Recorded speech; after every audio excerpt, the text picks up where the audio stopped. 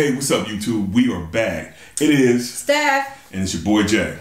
Please, guys, don't forget to comment, like, subscribe, and share this video. And also, our email address will be linked down below if you would like to email us regarding any business opportunities or anything you just want to talk to your girl privately or your boy privately about. Just don't be trying to slide up in my DMs with no BS. Don't do it. Cut it out.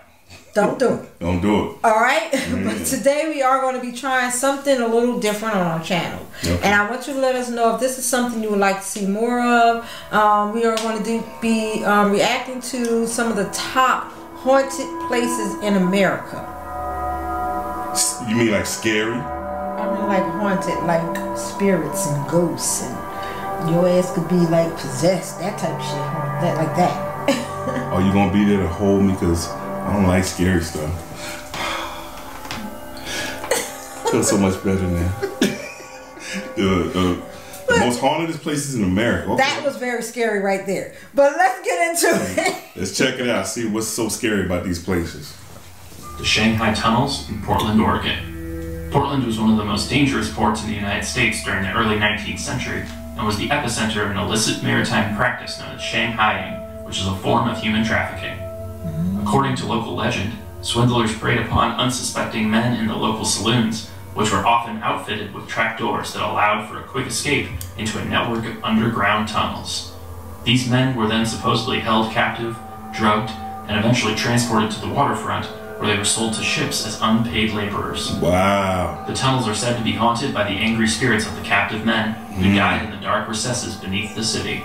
The practice of kidnapping men to work on ships came to be known as Shanghaiing, because the ships that they were sold to were often headed to East Asia. Tours in Portland can take visitors down into these spooky subterranean tunnels. Number 14. Oh, that was Lizzie wild. Borden Bed and Breakfast in Fall River, Massachusetts. On August 4th, 1892, the bodies of Andrew and Abby Borden were discovered bludgeoned beyond recognition in their home. The main suspect was none other than the youngest of their three daughters, Lizzie. The Borden case was one of America's first major crimes to occur under the media spotlight, capturing the attention of the entire nation. Despite allegations that Lizzie had financial motives for the murder and growing public scrutiny, she was ultimately acquitted due to a lack of physical evidence. The Borden home has since been converted into a museum and a bed and breakfast, where guests can see gruesome photos of the crime scene and sleep in one of its advertised haunted rooms. Okay, wait a minute. Borden. I think I heard that name before. Borden. I mean, we've been to Massachusetts, but I'm just saying, who's spending the night there? You got some wild and crazy guys and gals that, you know, for a rush, they'll say, "Hey man, let's spend the night in the house where people were murdered and there might be ghosts and you know." And then they're going to show you pictures of the actual crime scene of the bludgeon, right? A blood, and you supposed to go just spend the night there and have breakfast in the morning. Yeah. Bed and breakfast. Yeah. There's people that's you know, that's a thrill to them. Not to me, but that's a thrill. I mean, I might be where I live now. I don't know the history. Somebody might have died up in here. I mean, I don't know the history of this home. My home was not built from the ground up. However, ignorance is bliss. Yeah, if something happened, I don't want to know. I don't know and I don't want to know. I don't want to know nothing. And let me know, would you spend the night up in there? Yeah, would you guys spend the night in a haunted house? No, a house where you knew something crazy. It's not necessarily haunted. What's the name of that movie? That Amityville Horror House. Would you spend the night in the Amityville Horror House? Over here on our side, that was a true story. They made lots of movies and stuff about it. Too, right? But however, you're talking about promoting a bed and breakfast. Okay, when you go to sleep, you have breakfast in the morning. It's supposed to be a relaxing, like you can relax, have your nice breakfast in bed. But I guess, while you're having breakfast in bed, you're actually looking at the photos. All around the room, like, right. Damn. You know, it's not like a mystery murder dinner where it's like right a fake mystery murder. This is the crime scene photos right there in the room with you. Right. This is true. Yeah. I mean, and then the daughter got off for lack of evidence.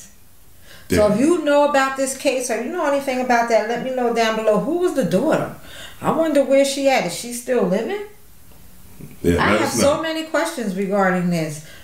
But I won't hold you. Number 13, Grove Park Inn in Asheville, North Carolina. After making a fortune selling his Grove's tasteless chill tonic to prevent malaria, Edwin Wiley Grove opened his premier hotel in North Carolina in 1913 to capitalize on the tourist popularity of the town of Asheville. What did it say? The famous ghostly resident of the... Hold up, y'all. We gotta take this back.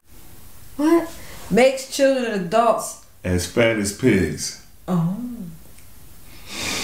Okay. What makes you fat? All right, let's take it back a little bit.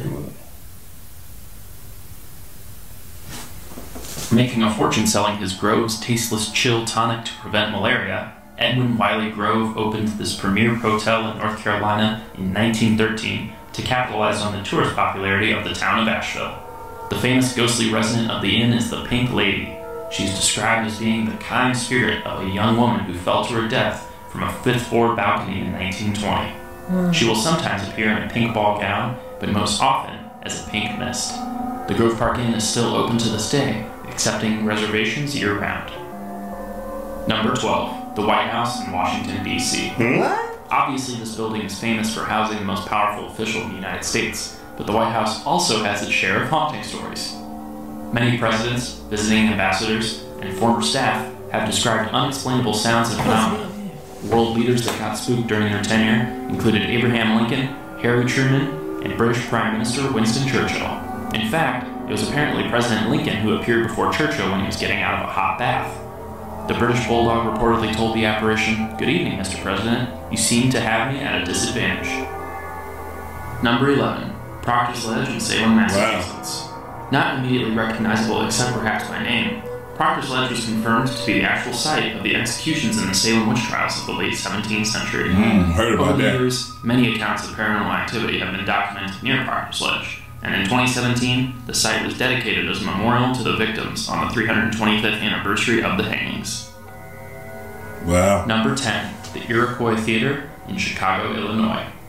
The location of the deadly Iroquois Theater fire is infamous. Occurring on December 30th, 1903, just 5 weeks after the grand opening, the event was the deadliest fire in a theater and the deadliest single building fire in U.S. history, resulting in over 600 deaths. Wow. Once the shock and grief of the enormous loss of life were off, the public was outraged at the obviously false advertising of the theater's promotion as absolutely fireproof. After numerous regulation failures by management, ultimately nobody was held responsible for the disaster. The lasting impact was a complete overhaul of fire safety systems at theaters throughout Chicago.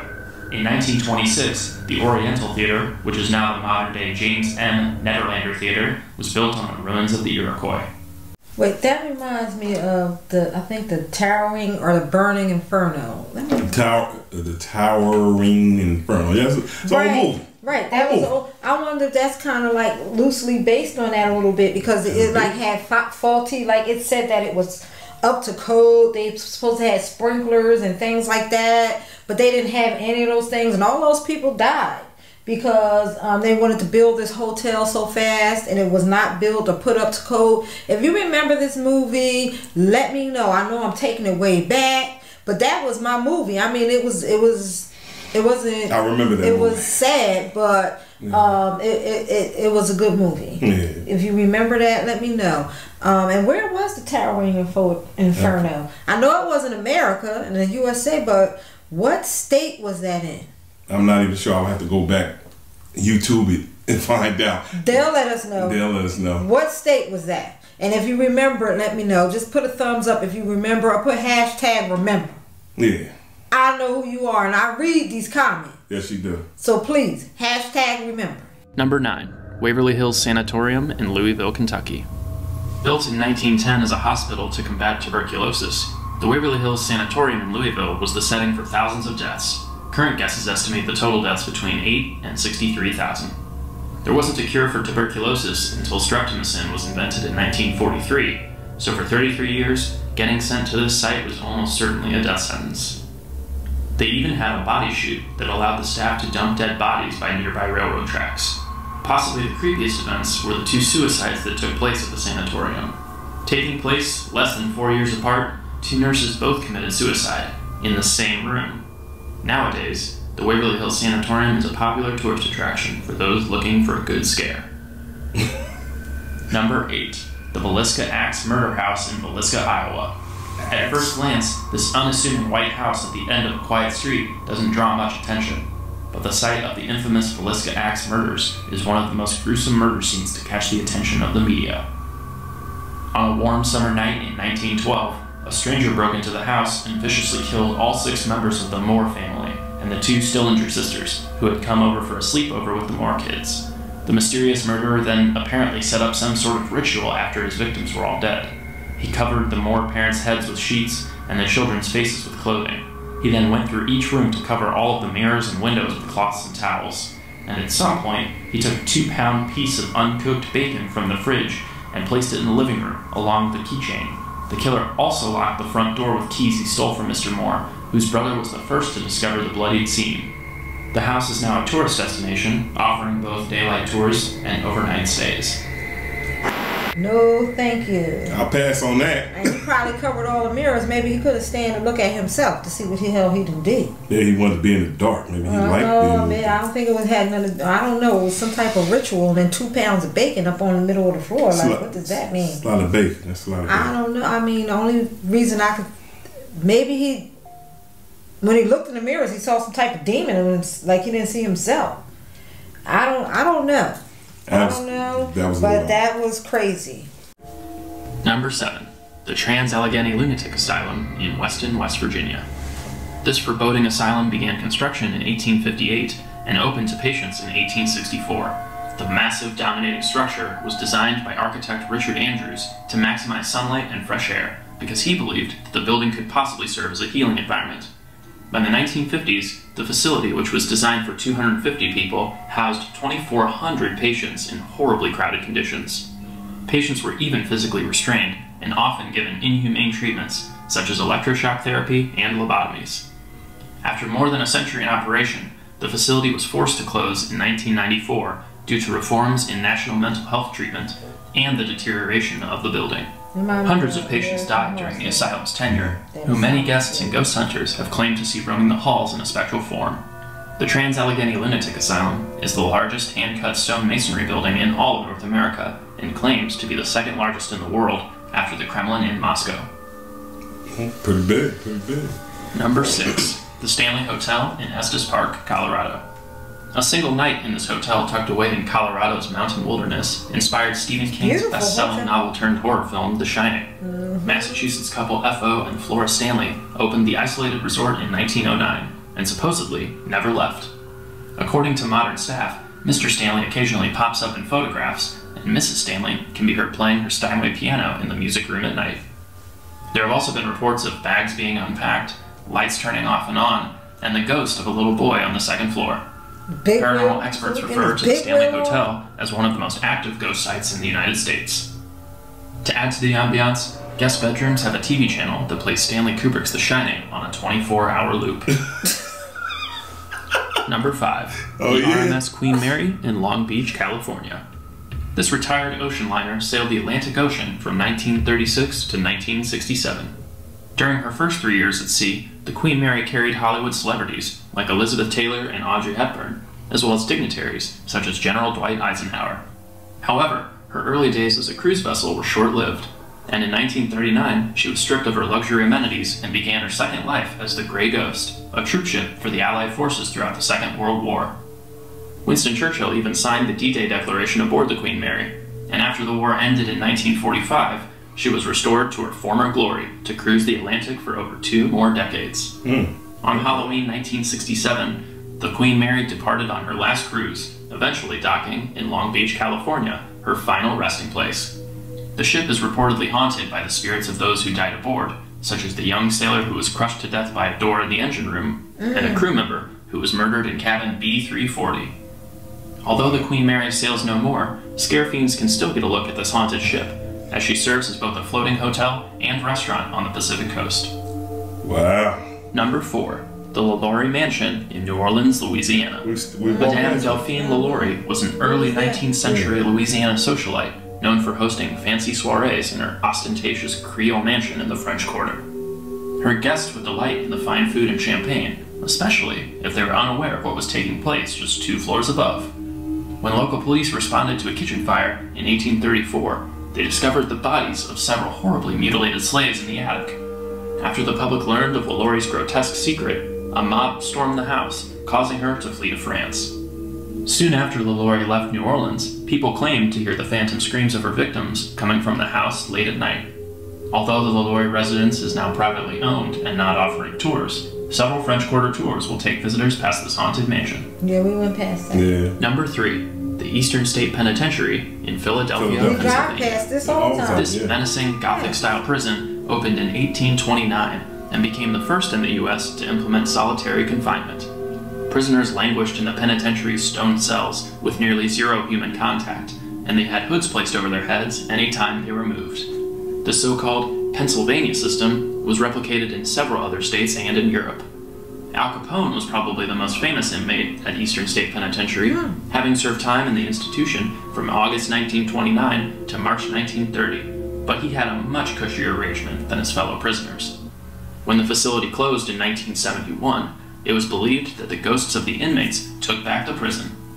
Visitors claimed to see their apparitions wandering the corridors and to hear mischievous whispers in abandoned cell blocks.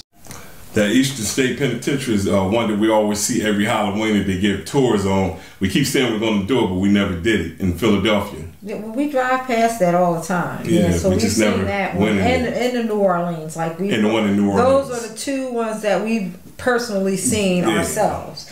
We were standing outside that one haunted one, and they said was no tours in there. You know, now that we actually see it on like people talking about it, I'm like, okay.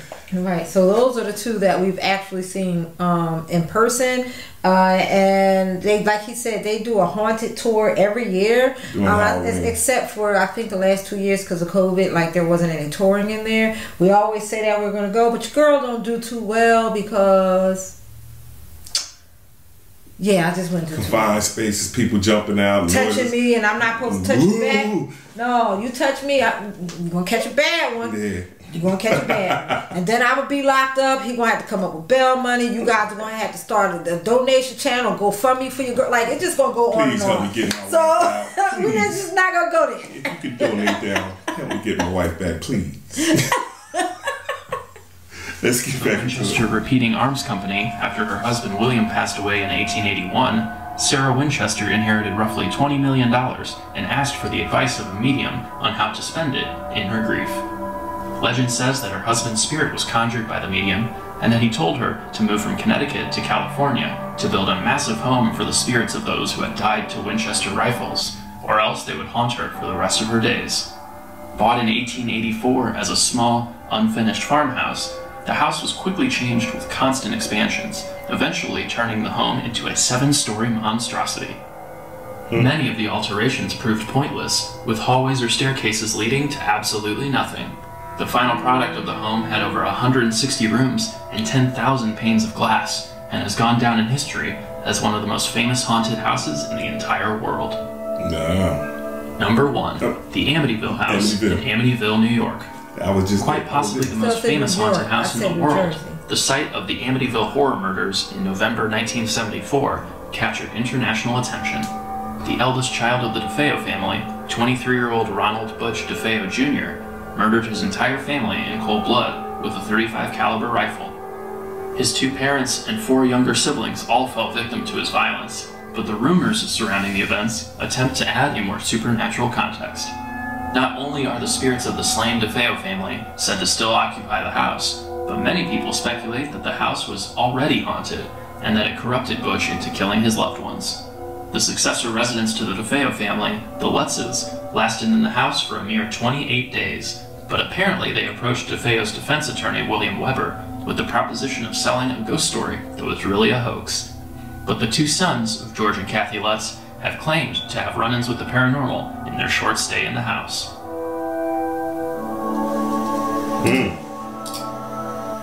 Yeah, I was. Well, that's 3. You've been there. I've never. I went and looked at people standing. It wasn't even Halloween when I went, but I had to deliver, and on Ocean Ave in New York, Long Island. And I remember it somewhere in the movie, whatever they said the Amityville horror house was on Ocean Avenue in New York. I'm like, am I in the area? And I Googled, found out where I was at, looked, went over there to actually look at the house. When I went to go look at the house, which wasn't even Halloween, it was just people standing out front taking pictures of it. and I looked like a family was living there. They were just going in their house with groceries and doing whatever, not paying anybody any attention. I was like, wow. So the house is occupied. Yeah, it's like when I was there a few years ago, it was occupied. And I was just somebody walking down the street, and I just looked, I parked my truck, and I said, wow. And people just snapping pictures and looked like family members or people that only just looked like whatever and were doing whatever they did in their yard and whatever. It was like summertime. So, yeah. Well, I really enjoyed that. It was a lot of fascination and a lot of, education as well. Yeah. Things that I didn't knew happened or knew that happened in certain states, and things that I did just learn about. But let me know if you've ever witnessed any paranormal activity. Yeah. And do you believe in hauntings and ghosts and spirits? And that they come back and they visit you or they haunt you, or if you've ever seen one, let me know down below what you think about that. And what state you live in. What state you live in, and what is the most haunted thing in your state. Okay, we're in New Jersey. The Jersey Devil. That's a legend. It's a legend, but they keep saying he in the woods and he snatches kids and all this type of stuff. Let's look it up. Fly. I don't know. He's thinking of urban myths. But no, they got a lot of haunted things going on in New Jersey. I don't know every one of them, but it's called. It was a magazine called Weird New Jersey that came out every month, and it would talk about some of the weird and creepy things that are going on in New Jersey. From old houses that were haunted to the Jersey Devil to streets you don't want to go down at night because you'll see these apparitions fly in front of your car and all, whatever. So they're saying the #1, or did we hear that? Was that in here? They're saying #1 is the Greystone Park Psychiatric Hospital in New Jersey. Parsippany, New Jersey. It's an abandoned building. It opened in 1876, and it was a lunatic. I think that was on there. A lunatic asylum. It sounds like that was on there. But that's the #1. That's #1 for New Jersey. Okay. So that's the scariest place here, and that would be this Greystone Park Psychiatric Hospital. If you guys got some spots where you live at or where you from or whatever state you're from, you could let us know. Tell us what's the creepiest place there. What is the most gruesome thing that has happened in your town, yes, or in your state, yes, where you live now. Let us know. The most gruesome thing that's happening right here in my house is running out of wine. I ain't sipping. There you go. I'm not sipping on that. Yeah, because it's pretty scary too. I looked up and said, scary. She don't have any wine. Oh my gosh. But it's scary for him. Yeah. But we love you guys. We love you guys. We are